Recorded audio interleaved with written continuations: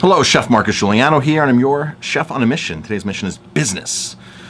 So I like to answer questions. I like to do video responses to questions that are on forums, and here's a forum from elite restaurant owners and managers. And this question is, what steps do you take when an employee gets hurt? So what steps do you take when an employee gets hurt? So this can cause some probable issues if it's not done correctly. And I don't know many restaurants, operations that actually do this correctly.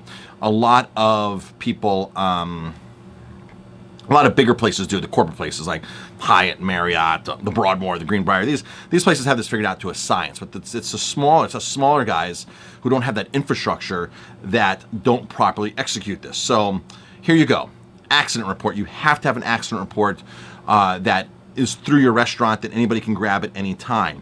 So an accident report needs to be filled out with that individual. If you have a witness should be there too to say what exactly happened. Did the person fall down the stairs? Did they fall up the stairs? Did they trip on, whatever it is? Make sure that if you have witnesses that they fill that out as well. So an accident report gets filed. Offer them medical attention. The best way to do that is right in the accident report. Are you requiring medical attention? This, whatever. If they say no, have them sign off that they've refused medical attention and it's not necessary. In the case of them going to the hospital or to a doctor, so the hospital, especially emergency room, somebody cuts their finger, it's wise to use. Now I know this is very tempting for a lot of you restaurateurs. Oh, you got 4 stitches. Let me just pay the hospital cash for these 4 stitches, $200. Let me run it through workers' comp. Well, my suggestion is you do run it through workers' comp. Because how about if that person cuts their finger and they cut a nerve? If they cut a nerve, right, it's more than a $200 bill because they're doing a lot more. But how about if they do something that then causes injury later on, like a month down the road, a year down the road, 6 years down the road? Something that happened on that accident that can be proven, and I know there's a lot of employees out there that scam the system, right? But you want to use your workers' comp because then all of a sudden there's the legalities and the paper trail and everything's in place. If somebody comes back to you and say, well, I hurt myself at your restaurant 6 months ago, and I fell down the stairs, and my back is still getting screwed up, and now I have all these chiropractor bills or doctor bills because my back's screwed up because I fell down your stairs. And they say, well, you need to pay my medical because it's related, and the doctor said it's related. All of a sudden, you're going to go back and say, man, well, it doesn't work where you all of a sudden call workers' comp and say, hey, I never filed the claim. Let me go back and actually refill this out.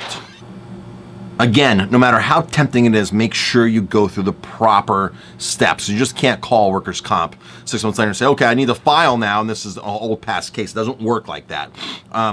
You'll put your policy in jeopardy. Some hotels, some bigger places, some corporate places, and some smaller places too, will actually do drug testing. So if you get hurt, I had a friend that happened. That's the Broadmoor. He got hurt, cut his finger, needed medical attention. Okay. Oh, by the way, take a drug test because if you're under the influence, we're not covering your stuff because now you're going to be actually terminated from your job, and that's not how that works, right? You can't come to work high or drunk and be reckless and then all of a sudden expect for us to pay for your screw up when you were impaired on something. So some places will actually do that, and I suggest that's a great policy.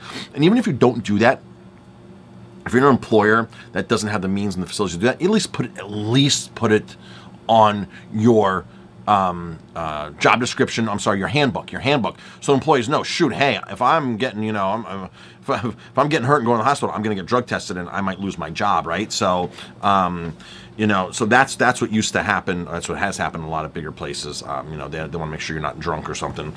So, I hope that answers your question, Lewis, on what to do, but make sure you have a paper trail. Make sure they sign as much as they possibly can. Super, super crucial. Have a record.